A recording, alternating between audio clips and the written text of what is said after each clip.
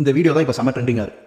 இது என்ன அப்படின்னா, ஒரு கிறிஸ்தவ சபையில் இந்த மாதிரி RSS காரங்க என்ன பண்ணுறாங்க, அவங்க கொடியை ஏற்றுறாங்க. இது ஏற்றினவுடனே எல்லா கிறிஸ்தவங்களும் தோத்து போயிட்டாங்கன்னு அர்த்தமா? இல்லை. இயேசு கிறிஸ்து இப்படி ஒரு கொடியை ஏற்றுகிறதுக்கு இந்த பூமிக்கு வந்திருந்தா அவர் எப்போ வந்து உலகத்தில் ராஜாவாக இருந்திருப்பார். ஆனால் அவர் தெளிவாக சொல்லிட்டாரு, நான் இந்த உலகத்துக்கு ராஜாவாக வரணும்னு ஆசைப்படவே இல்லை அப்படின்றத இயேசு கிறிஸ்து தெளிவாக சொல்லிட்டு, அதுக்காக நான் போராடவும் மாட்டேன்னு சொல்லிட்டேன். அதனால் இந்த கொடியை நீங்கள் ஏற்றினாலும் சரி, ஏற்றாமல் போனாலும் சரி, கிறிஸ்தவர்கள், அதாவது உண்மையாய் சிலுவையை எடுத்துக்கொண்டு போகக்கூடிய கிறிஸ்தவர்களுக்கு இந்த கொடியை குறிக்கலாம் கவலையே கிடையாது. ஏன்னா இயேசு கிறிஸ்து எங்களுக்கு ஒரு உண்மையான ஒரு கொடியை ஆல்ரெடி ஏற்றிட்டார். அது எங்க தெரியுமா? எங்கள் ஆவியில ஒரு கொடியை ஆல்ரெடி இயேசு கிறிஸ்து ஏற்றிட்டாரு. அதான் வசனம் சொல்லுது, வெள்ளம் போல சத்து வந்தாலும் ஆவியானவர் எங்க உள்ளத்திலே கொடியேற்றுவார் அப்படின்னு. ஆல்ரெடி எங்களுக்குள்ளே ஆவியானவர் ராஜாவா இருக்கிறார். இந்த உலக காரியம், கவலை, பிரச்சனை, போராட்டம், இந்த மாதிரி நீங்க என்ன பண்ணலாம், சபையை உடைக்கலாம், சபைக்கு மேல என்ன பண்ணலாம், எந்த கொடியை வேணா ஏத்தலாம். ஆனா இந்த கொடியும் சரி, இந்த சிலுவையும் சரி, இந்த மண்ணோட மண்ணு போயிடும். ஆனால் மரணத்துக்கு பிறகு ஒரு வாழ்க்கை இருக்கிறது.